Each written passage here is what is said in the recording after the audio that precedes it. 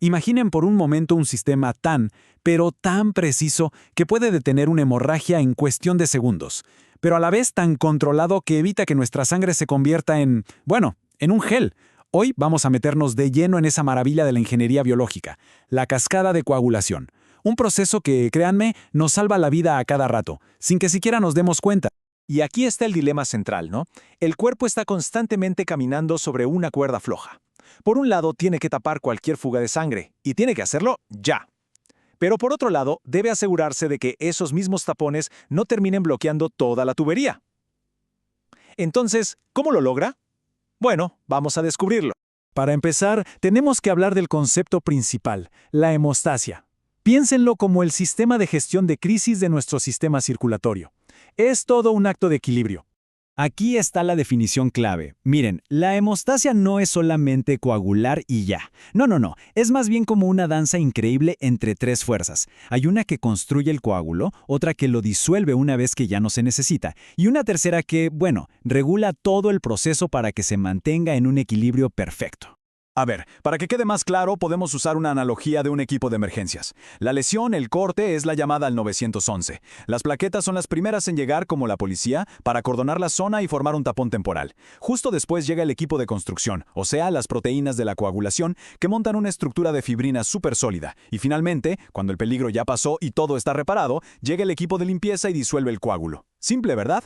Entonces, para quienes están en su primer año, el concepto fundamental que deben llevarse de aquí es este. La hemostasia es un equilibrio dinámico. Si la balanza se inclina para un lado, tenemos una hemorragia. Si se inclina para el otro, una trombosis. Todo, absolutamente todo depende de la interacción perfectamente regulada entre las plaquetas, los factores de coagulación y las proteínas reguladoras. Muy bien, ahora vamos a la cascada de coagulación, pero recontada. Y aquí es donde la cosa se pone de verdad interesante, porque la historia que se enseña hoy es muy diferente a la que se enseñaba hace apenas unas décadas. El modelo clásico, el que todavía aparece en algunos libros de texto un poco viejos, se conoce como la hipótesis de la cascada.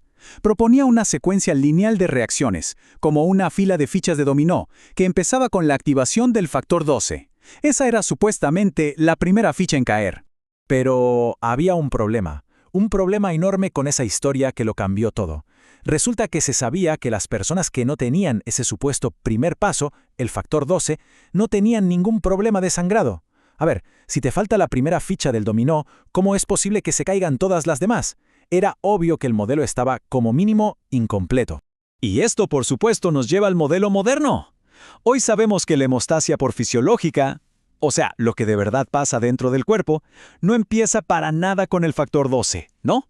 El verdadero detonante es cuando el factor 7A, que está en la sangre, entra en contacto con algo que normalmente está fuera de los vasos sanguíneos, el factor tisular.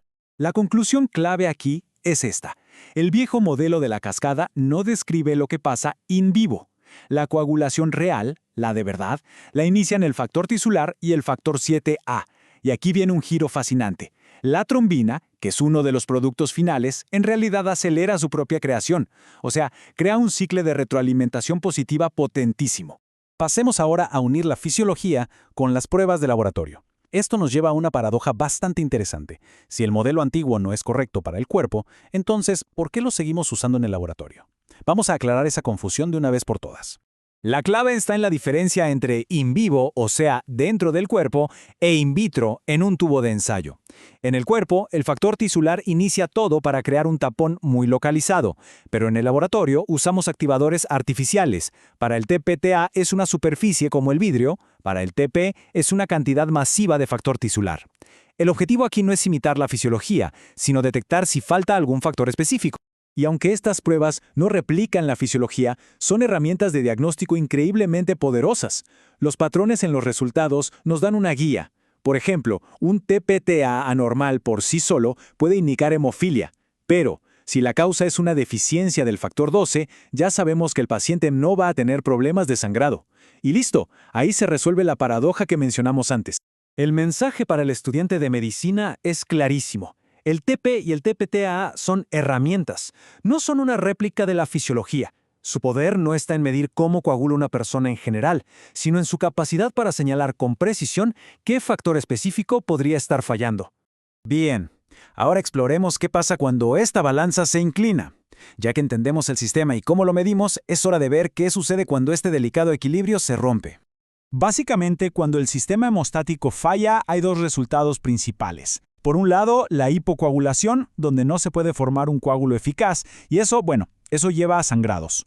Y por el otro, la hipercoagulación, donde se forman demasiados coágulos o en lugares donde no deberían, lo que provoca una trombosis. Y ojo, porque la forma en que una persona sangra nos puede dar pistas súper importantes sobre la causa del problema. Los problemas con los factores de coagulación, como la hemofilia, suelen causar sangrados profundos, en músculos, en articulaciones, que además aparecen más tarde. En cambio, los problemas con las plaquetas causan sangrados superficiales e inmediatos, como las petequias o el sangrado de encías. El objetivo aquí es empezar a conectar los puntos. Al observar los signos clínicos, uno puede empezar a formular una hipótesis. ¿El problema está en las plaquetas o en los factores? Y también es vital recordar los riesgos adquiridos. Cosas como una cirugía mayor o estar inmovilizado mucho tiempo pueden inclinar la balanza peligrosamente hacia la trombosis. Y con esto llegamos a la intervención, la terapia antitrombótica. Vamos a ver cómo los médicos utilizan fármacos para corregir este equilibrio cuando se ha ido peligrosamente hacia un lado.